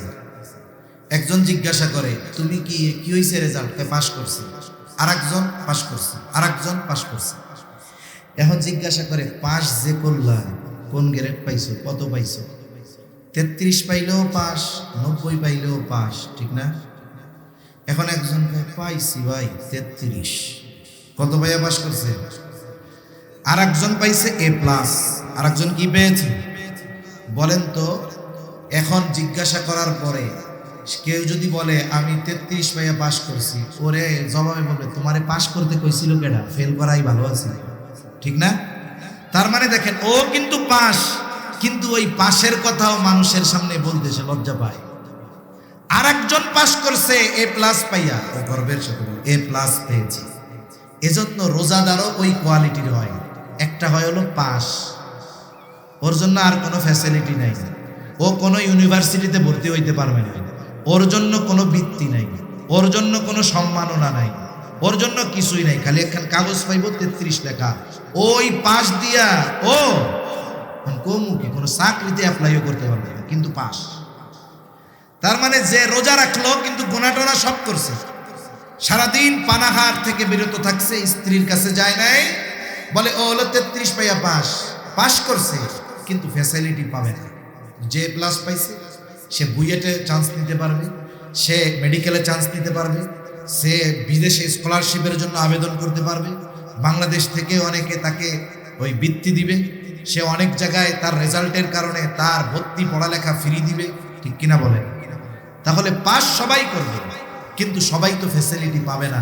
এখন কোন আমরা কি 33 পাওয়া পাস হব না A+ পাওয়া? তাইলে গুনাহ ছাড়তে হবে, রোজা হবে গুনাহ মুক্ত করে ইনশাআল্লাহ। তাহলে দেখেন রোজাদারের ফজিলত কি, আরো রোজাদারের স্পেশালিটি কি? ওয়াসাল্লাম বলেন, ইন্না ফিল জান্নাতি বাবান ইউকালু লাহুর রায়্যান, জান্নাতের একটা দরজা আছে, ওই দরজার নাম হলো রায়্যান।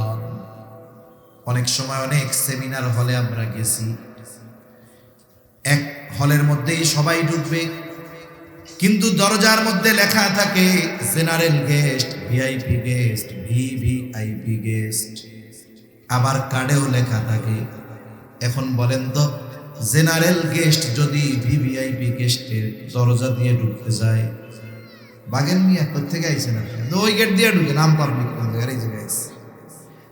আর ওই ভিভিআইপি যে তার গেট, ওই জায়গায় কত রকমের সংবর্ধনা, সে যাবে ফুলের তোড়া দিয়ে অভিবাদন জানাবে, এরপরে বসবে, তাকে অভিবাদন জানিয়ে লাল গালিচা সংবর্ধনা দিয়ে এরপরে চেয়ারে এনে বসে, ঠিক কিনা বলেন?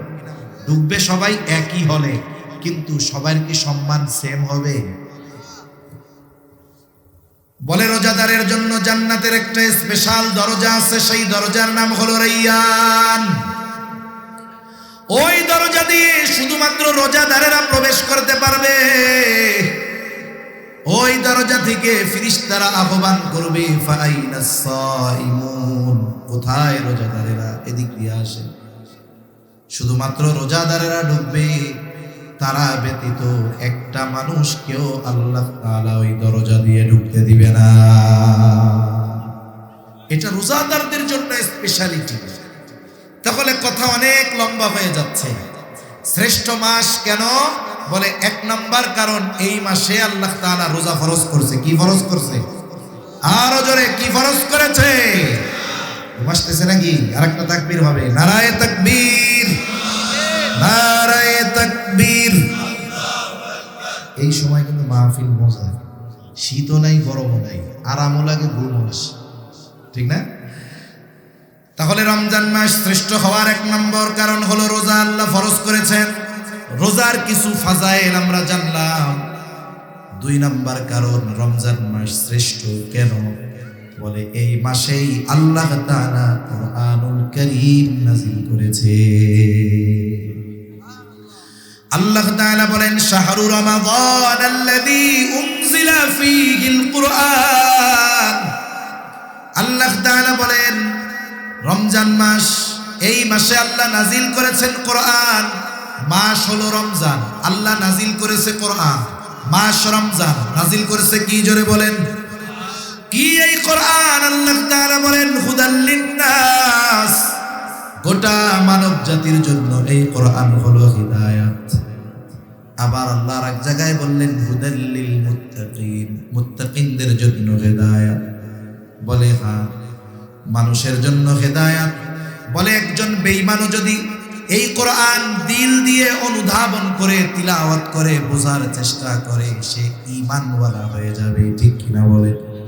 আর যদি ঈমানদার কোরআন তিলাওয়াতের সাথে সাথে এই কোরআন অনুযায়ী জীবন সাজায়, সে জান্নাত পর্যন্ত পৌঁছায়া যাবে। আর এই কোরআন সুপারিশ করবে। আগেই বলছি, কোরআন আর রমজান এই দুইটার সাথে বন্ধুত্ব আছে। এই দুই বন্ধুর হক যদি আদায় করা যায়, ওরা আমাদের জন্য সুপারিশ করবে। সূরা মুলক যদি প্রতিদিন তিলাওয়াত করা হয় এশার নামাজের পর, আল্লাহ রাব্বুল আলামিনের নবী জানায় দেন কবরের আযাব থেকে বাঁচা যাবে। কোরআন তিলাওয়াত করে আল্লাহর বান্দা সূরা আলে ইমরান, বাকারা, বলে দুই সূরা দুই দিক দিয়ে দাঁড়াবে। একজন দাঁড়াবে মাথার কাছে, আর একজন পায়ের কাছে। আযাবের ফেরেশতারা যদি আসে, বলবে খবরদার, ওইটা আমাকে তিলাওয়াত করে দাও, আযাব দেওয়া যাবে না। সুবহানাল্লাহ।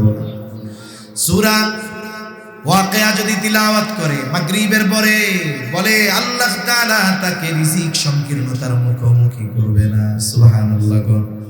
এই কোরআন আল্লাহ নাজিল করেছে রমজান মাসে। এটা হুদাল লিল মুত্তাকিন, এটা হুদাল লিন নাস।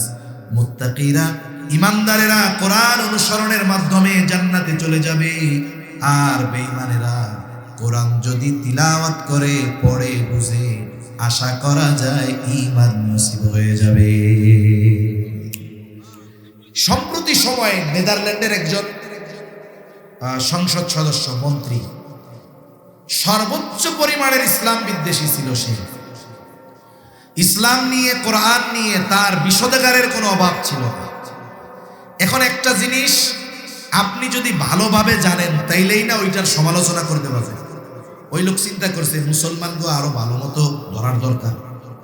এই নিয়তে আল্লাহর বান্দা আরবি ভাষাও শিখছে, কারণ শুধু অনুবাদ পড়ে কোরআনের অর্থ বোঝা যায়, কিন্তু হৃদয় দিয়ে অনুধাবন করা যায় না। এজন্য একজন আলেমের কোরআন তিলাওয়াত আর একজন আওয়ামের কোরআন তিলাওয়াত সেম না। কারণ আলেম তো শুধু পড়ে আর অর্থ বুঝে তা না, কোরআনের গভীরতা সে বুঝে, এজন্য তার মজা ভিন্ন রকম। আর আওয়াম মানুষ মনে করে শুধুমাত্র সোয়াব পাওয়ার আশায় পড়ে, কিন্তু সে তো কোরআনের ওই গভীর সমুদ্র থেকে মুক্তান্বেষণ করে। আলেমের তিলাওয়াত আর আওয়ামের তিলাওয়াতের জন্যই তো তফাৎ। এখন ওই ব্যক্তি আরবি ভাষা না শিখলে আপনি যে ভাষা শিখবেন না, সেই ভাষার গভীরতা আপনি অনুধাবন করতে পারবেন। যেমন 2 দিন আগে গেছি টেকনাফে, এখন আমারে করছে টাইউন চিনন না, টাইউন কারে কয় ওনারা চিনন না, টমেটো ইবে যদি আড়ারে জিবে আড়া করতে পারব না বাজি। আমি কিন্তু চিটাঙ্গে ভাষা শিখে গেছি, ওয়াজও শুনি মাঝে মধ্যে, আব্দুল্লাহ আল মারুফ ভাইটা শুনি। এখন চিন্তা করতেছি এরপরের থেকে চিটাঙ্গে ভাষায় ওয়াজ করা লাগবে। তাই এখন বলেন, দেখেন, এখন আমি যদি টেকনাফের বাসিন্দা না হই, আমারে যদি বলে আপনারা টাইউন চাটনি দিউন না, আমি বলছি আল্লাহ কি কয় এটা। এজন্য যে যে ভাষার জ্ঞান অর্জন করে সে সেই ভাষার গভীরতা বুঝে। উনি শিখতেছে আরবি ভাষা কেন? কোরআন বুঝার জন্য। কোরআন থেকে উনি ভুল বাইর কইরা মুসলমানদের আরো ধরবে। হেদায়াত কি জিনিস! বেচারা কোরআন তো পড়া শুরু করছে ভুল ধরার জন্য। আল্লাহ তাআলা তার বুঝের দরজা খুলে দিয়েছে, অন্তরে হেদায়াতের বাতি জ্বলে উঠেছে।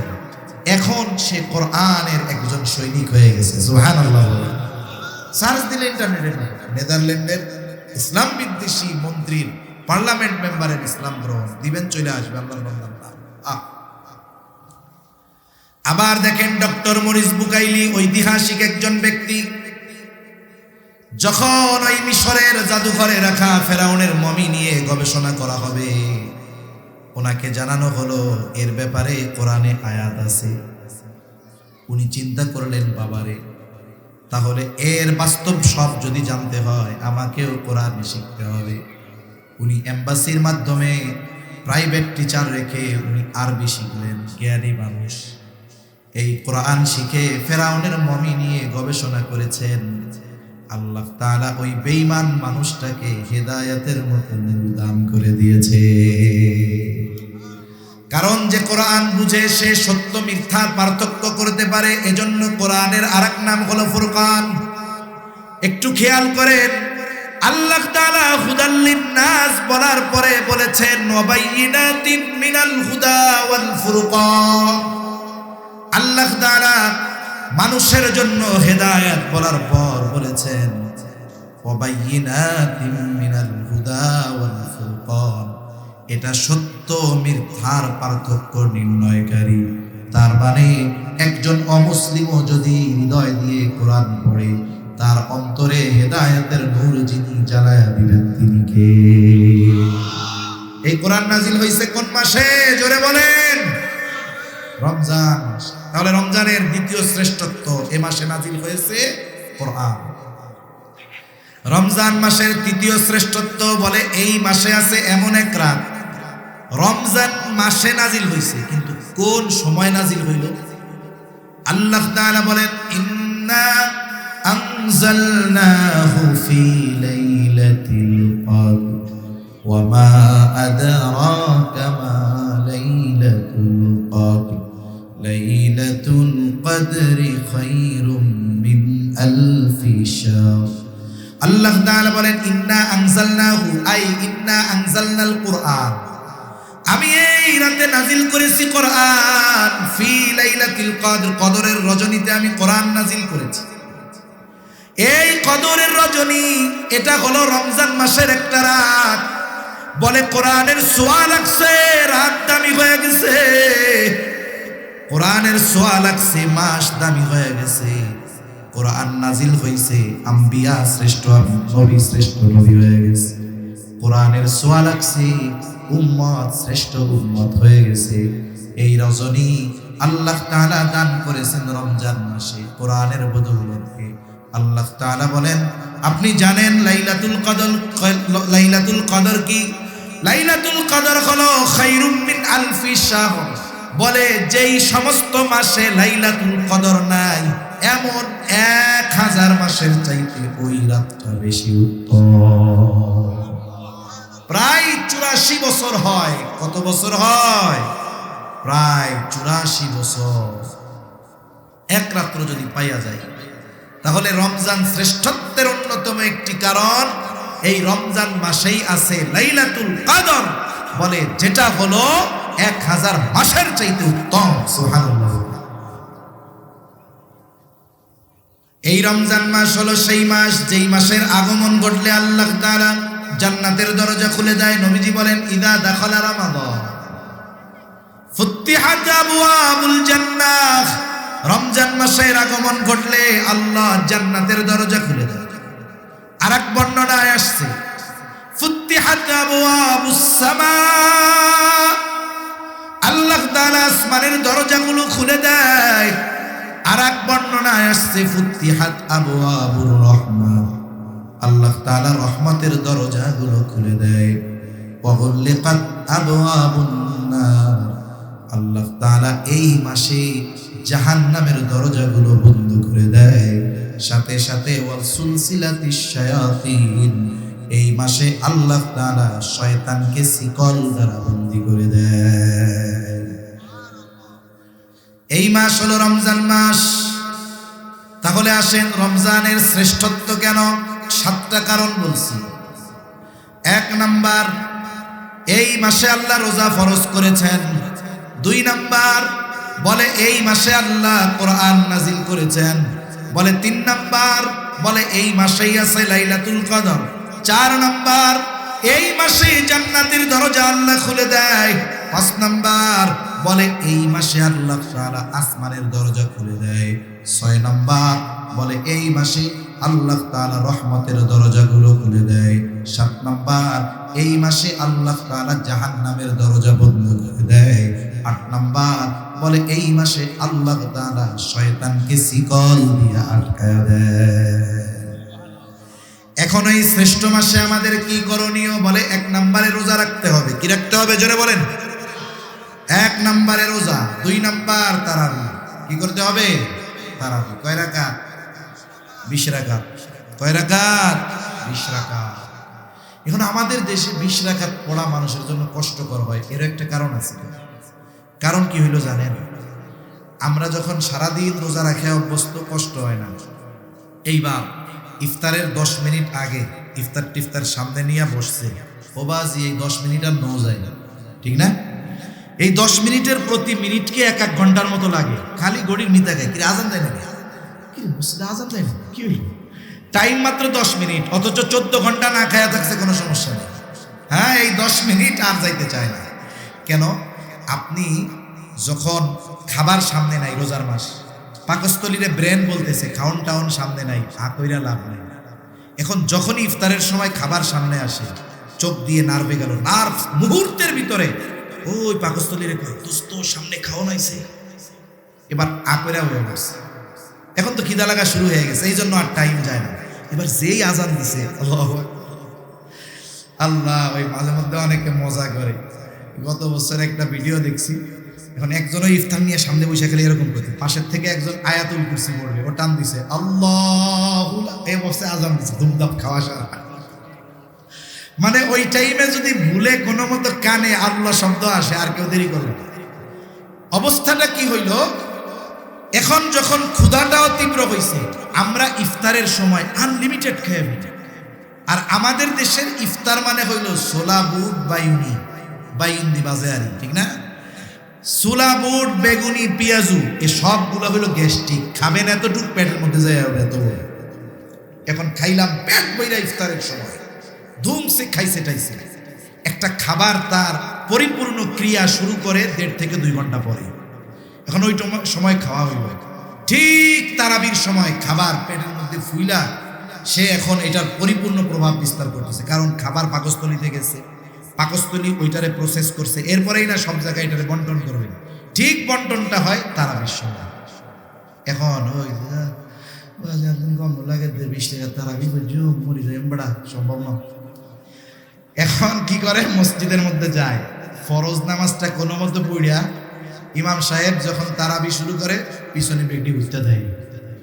আমি কি ভুল কথা বলতেছি?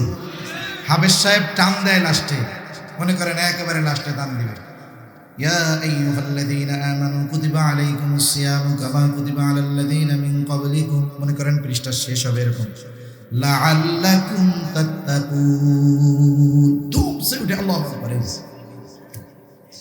এটা কেন হইল? আমি আপনি ইফতারের সময় আনলিমিটেড খাইছি, এই জন্য আপনি খান, ওই সময়টাতে একটু কম খান। আপনি এটা পরীক্ষা করে দেখবেন, আপনারা ইফতারের সময় একেবারে কম, 1 গ্লাস শরবত খাইছেন, 3টা খেজুর খাইছেন, ফল ফলাদি যা আছে এগুলো খাইলেন, সলাবুট তারাবির নামাজ শেষ করিয়া সুন্দর মতো মাখাইয়া খান। কিন্তু আপনি মাগরিবের সময় যে কম খাইলেন, এতে আপনি কাইত হইয়া পড়ে যাবেন। 13 ঘন্টা না খাইয়া থাকছেন, 14 ঘন্টা, তাহলে আগেই পড়ে যেতেন। এখন আপনি ওই দিন তারাবির নামাজটা পড়েন ইফতার কম খাইয়া, এরপরে আমার কথা মনে করেন যে হুজুর ঠিক কথা কইছেন না ভুল কথা কইছেন, তাহলে কি হবে? আমরা যদি তারাবিটা উপভোগ করতে চাই, একেবারে একাগ্রতার সাথে পড়তে চাই, ইফতারের সময় গাপুস গুপুস খাওয়া যাবে না। তেলে ভাজা টাজা খাবার ওইগুলো আমরা পরে খাবো। এরপরে কি কাজ বলে, যেহেতু রমজানের সাথে কোরআনের সম্পর্ক, রমজান হতে হবে কোরআনময় রমজান। কি রমজান হবে বলেন? কোরআনময় রমজান।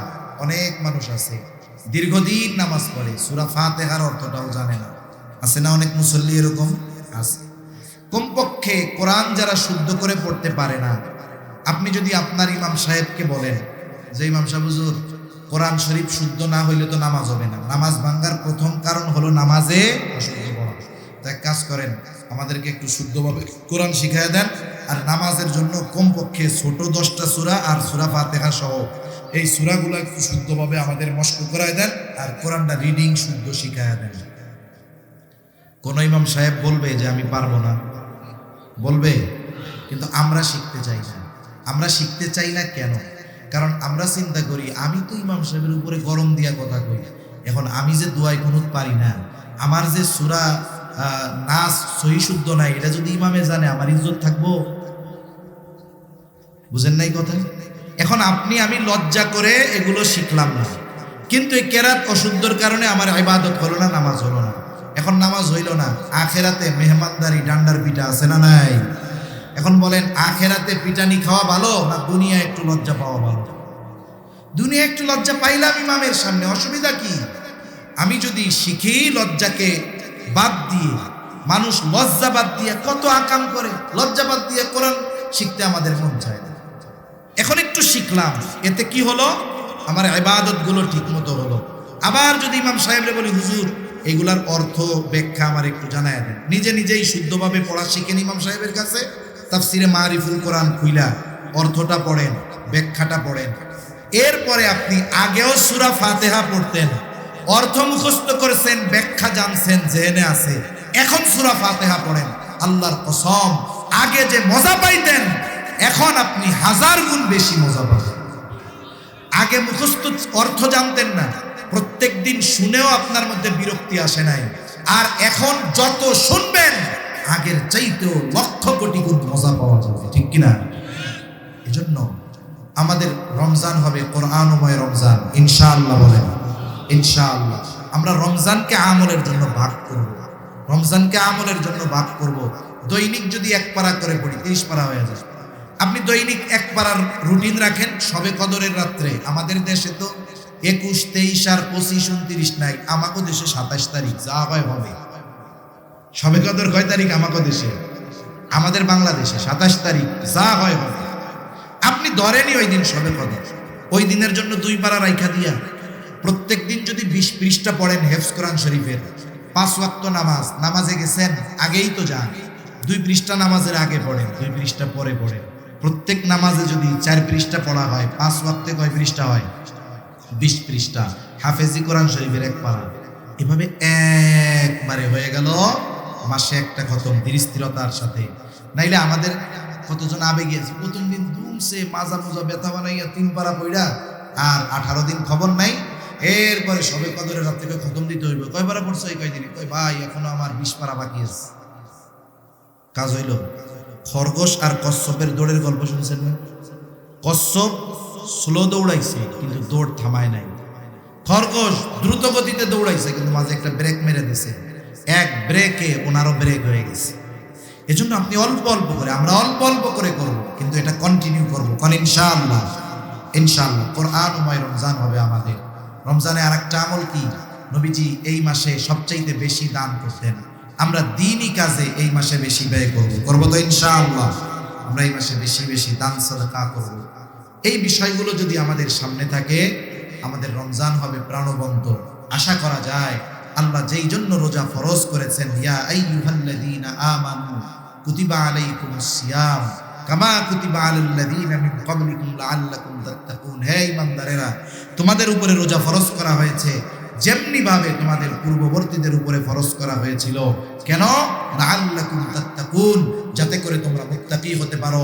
লাআল্লা কালামে ইলাহির মধ্যে আসলে ইয়াকিনের অর্থ দেয়, নিশ্চয়তার অর্থ দেয়।